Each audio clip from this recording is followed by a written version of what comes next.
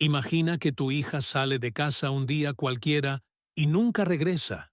Imagina que recibes una llamada anónima diciéndote que le dispararon en la cabeza y la tiraron en el maletero de un auto. Imagina que la policía va a investigar y te dice que probablemente es una broma, pero no lo es.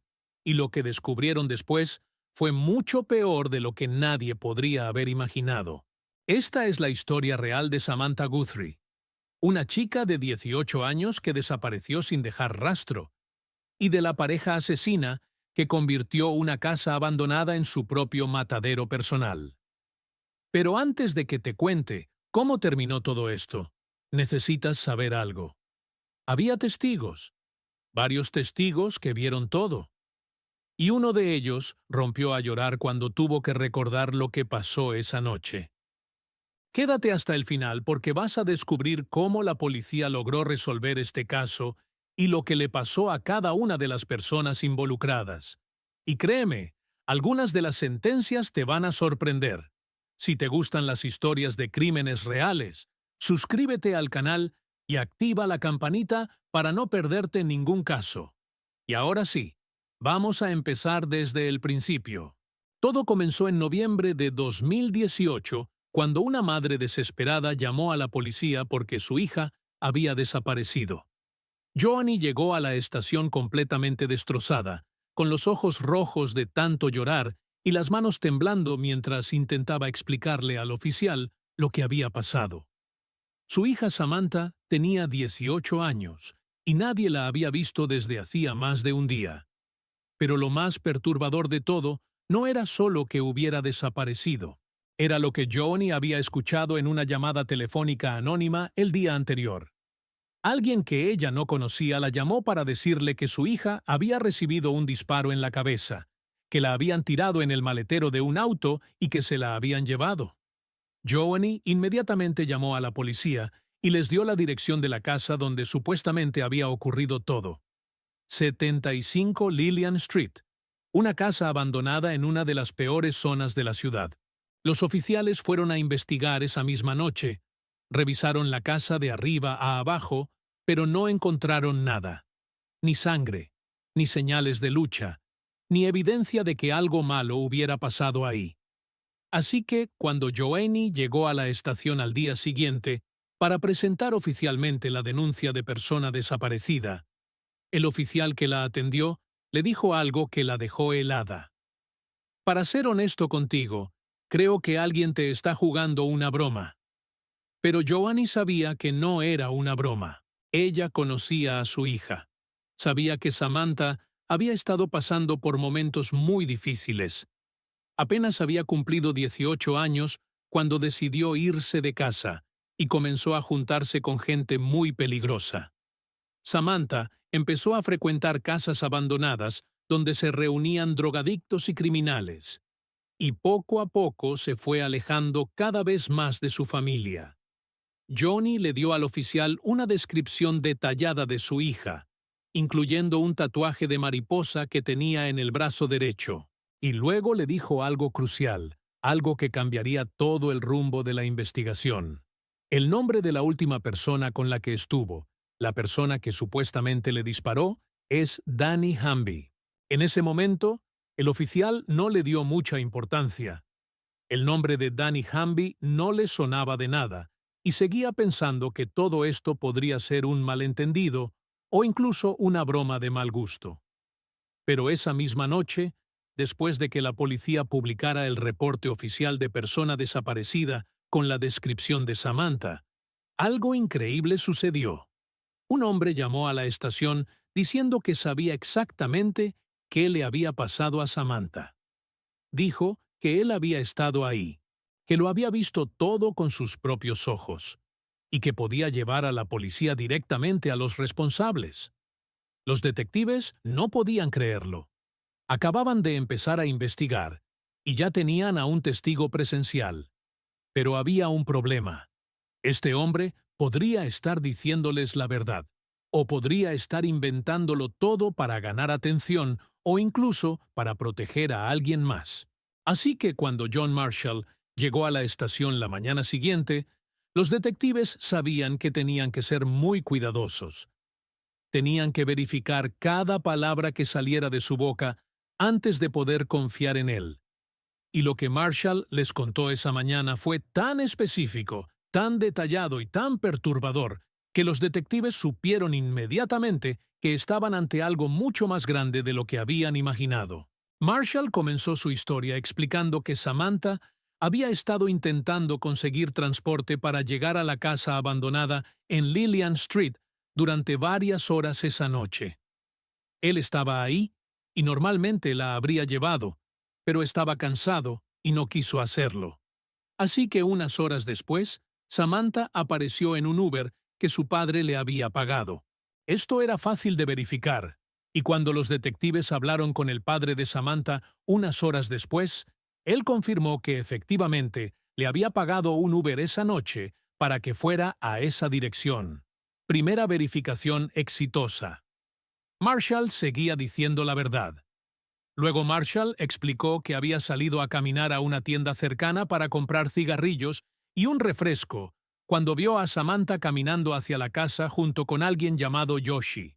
Cuando regresó a la casa, unos 30 o 45 minutos después, Danny Hamby apareció y tocó la puerta trasera.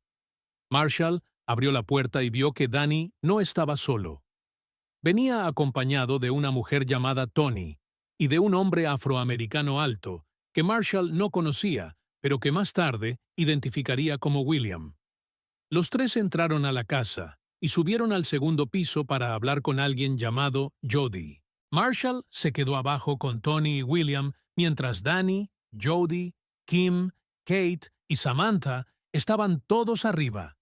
Y aquí es donde la historia de Marshall se pone realmente oscura. Marshall le dijo al detective que no escuchó gritos ni nada fuera de lo normal al principio. Había música sonando en el segundo piso, pero de repente Samantha bajó las escaleras con una expresión de pánico total en su cara. Marshall dijo que la miró y le dijo: «Sal por la puerta de atrás. Vete de aquí».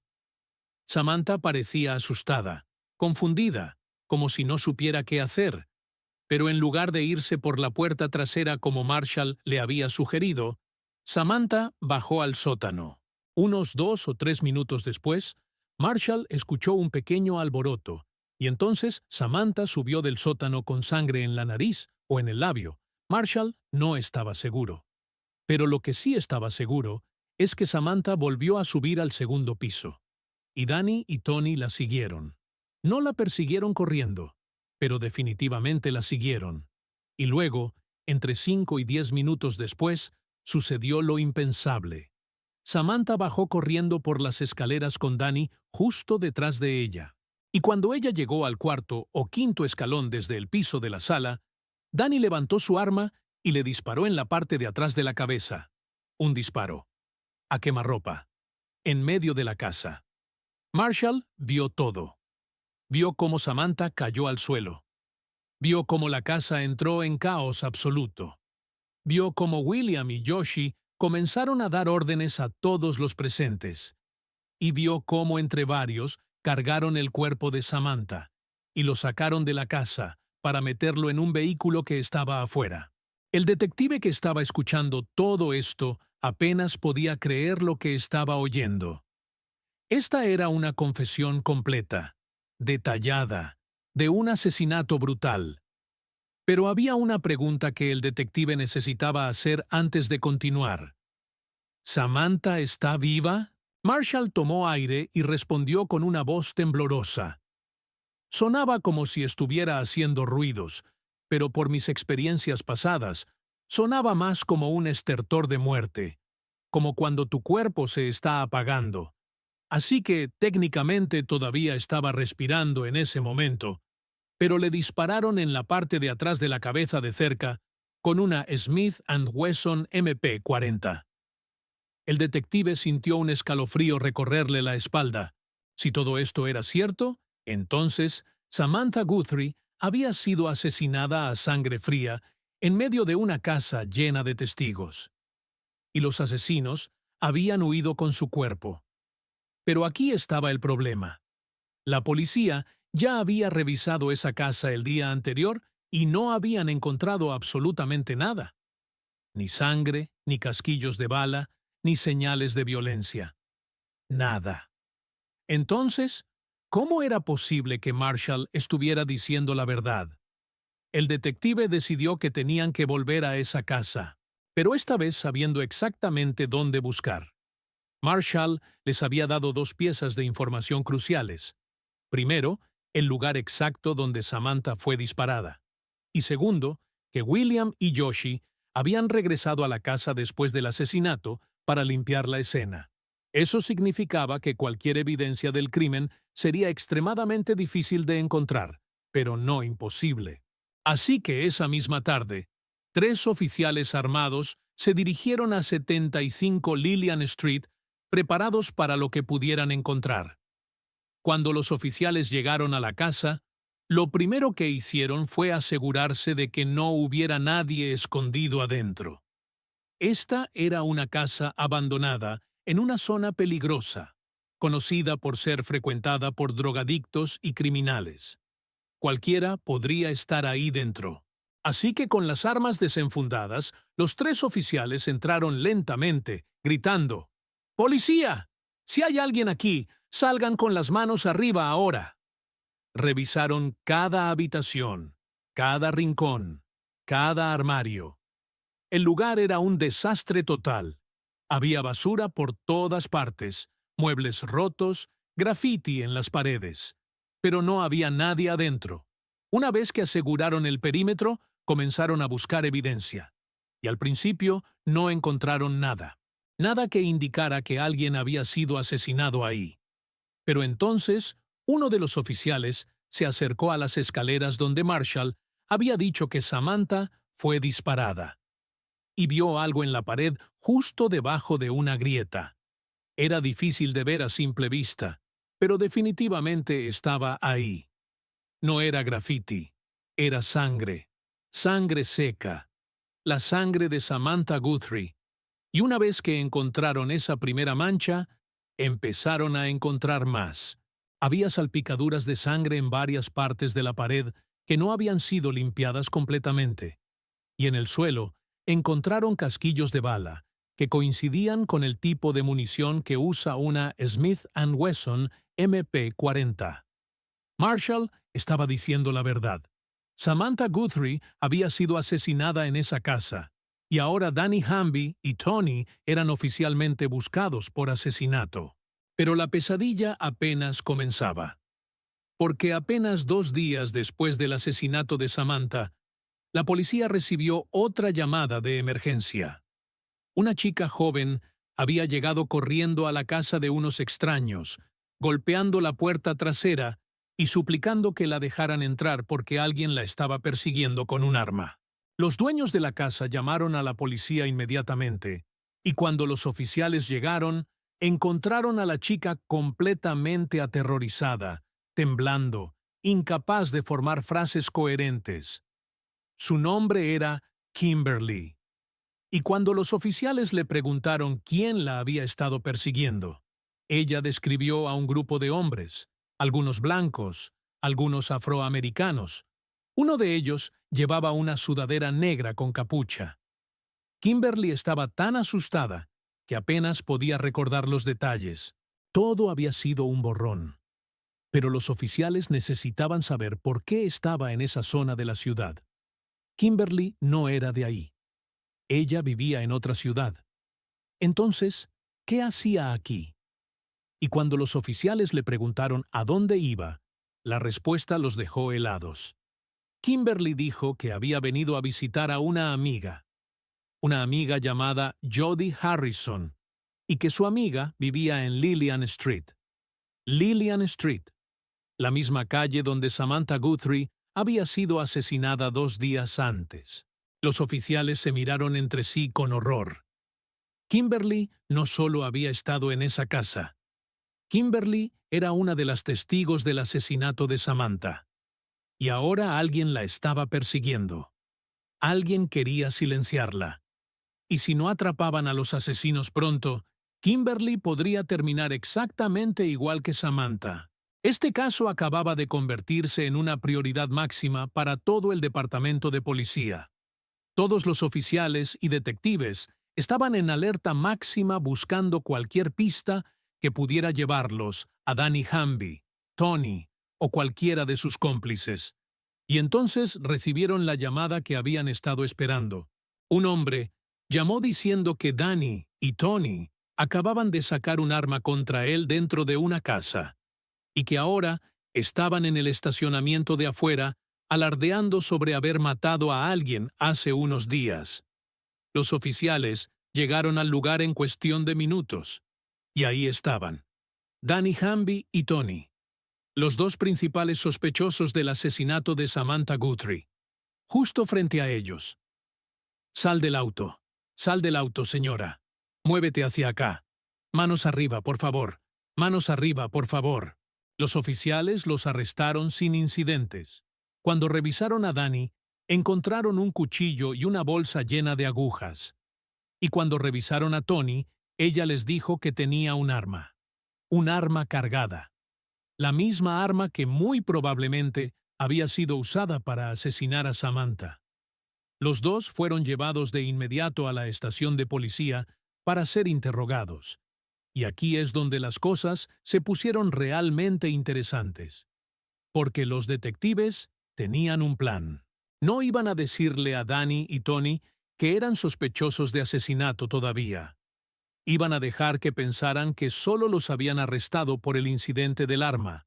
Y luego iban a ver si podían engañarlos para que dijeran algo incriminatorio. Cuando el detective Ross entró a la sala de interrogatorios con Danny, lo primero que hizo fue leerle sus derechos Miranda. Danny escuchó en silencio y luego dijo algo que el detective no esperaba. «Quiero mi abogado». El detective intentó convencerlo de que hablara de todos modos, pero Danny no era tonto. Él había estado en el sistema antes. Sabía exactamente cómo funcionaban estos interrogatorios. Y no iba a decir una sola palabra sin su abogado presente. «Mira, hombre, tengo 11 números de expediente, 23 años en el sistema. No tengo nada que decirles. Quiero mi abogado presente. Nadie más sentado aquí. No tengo nada que decir». Danny se cruzó de brazos y miró al detective con una sonrisa fría. No iba a cooperar. Así que el detective decidió cambiar de estrategia. Si Danny no iba a hablar, tal vez Tony sí lo haría. Cuando el detective entró a la sala de interrogatorios de Tony, decidió tomar un enfoque completamente diferente. En lugar de tratarla como una sospechosa, decidió tratarla como una testigo, como alguien que tal vez no tuvo nada que ver con el asesinato, pero que simplemente estaba con la persona equivocada en el momento equivocado. «Mira, hay una chica desaparecida, y tenemos fuertes razones para creer que él está involucrado en su desaparición. Necesito que me digas si alguna vez has visto a esta chica antes». El detective le mostró una foto de Samantha. Tony la miró por un segundo, y luego negó con la cabeza. «Nunca la he visto antes, es la verdad». El detective sabía que estaba mintiendo. Tenían testigos que habían visto a Tony en esa casa la noche del asesinato. De hecho, tenían testigos que dijeron que todo el conflicto comenzó porque Tony y Samantha se metieron en algún tipo de altercado. Pero Tony seguía negándolo todo. «Voy a ser directo contigo. Él está viendo problemas muy serios. Y por lo que me estás diciendo, si estuviste con él todo ese tiempo en los últimos 3 días, que es cuando ella desapareció, si estuviste con él todo el tiempo, ¿sabes cuál es mi siguiente conclusión? Que tú también estuviste involucrada». Tony se quedó callada por un momento y luego dijo, «Bueno, eso es ridículo porque él estuvo conmigo. Estuvimos en Warren». El detective se inclinó hacia adelante en su silla. «Piensa muy bien en esto, porque es muy importante para lo que te va a pasar en el futuro. Este no es un crimen menor que estamos investigando. No hacemos eso.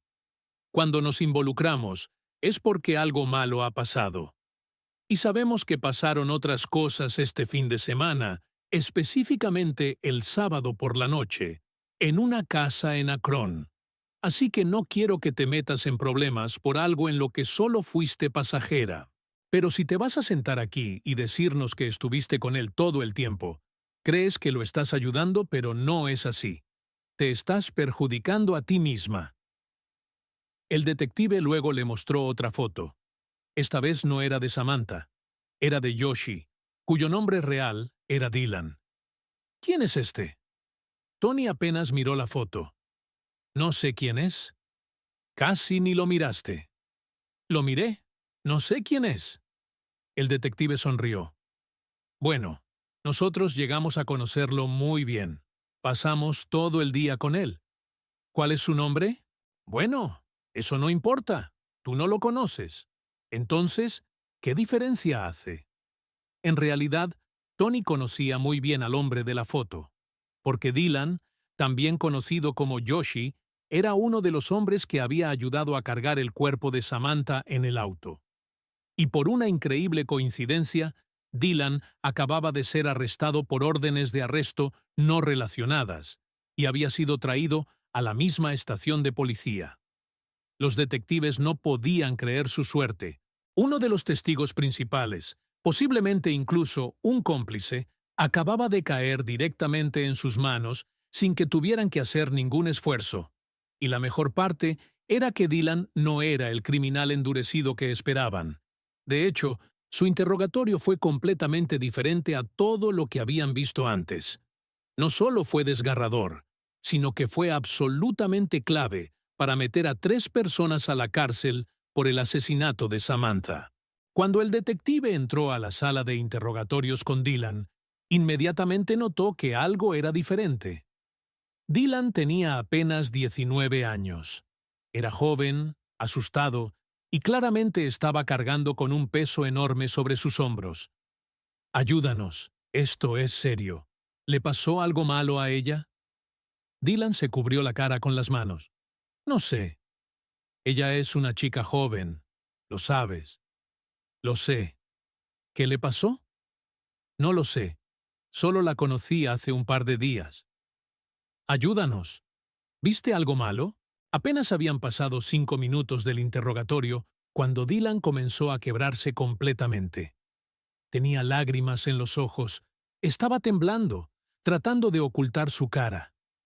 El detective nunca había visto una reacción así en un criminal.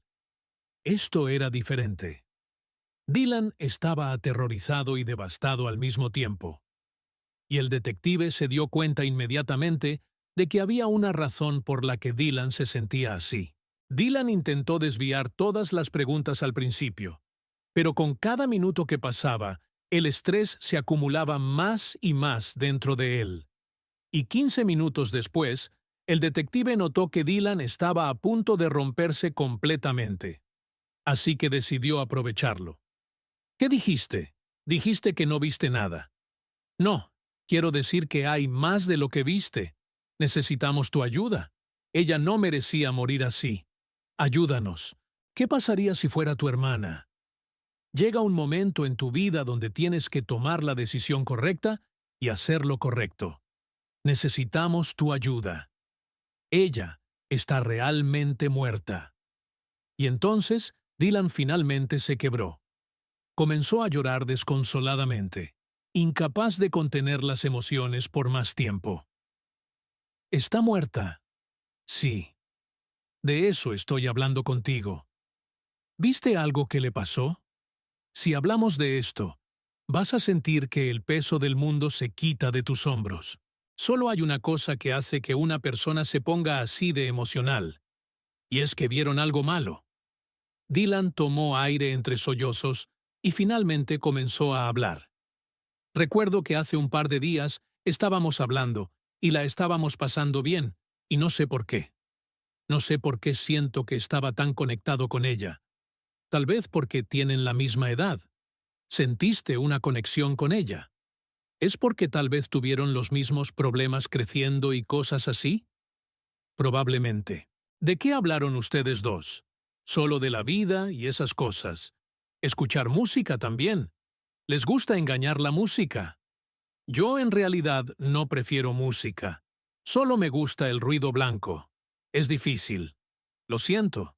Lamento que estemos aquí. Creo que hasta este punto no hablar de ello. No pensar en ello.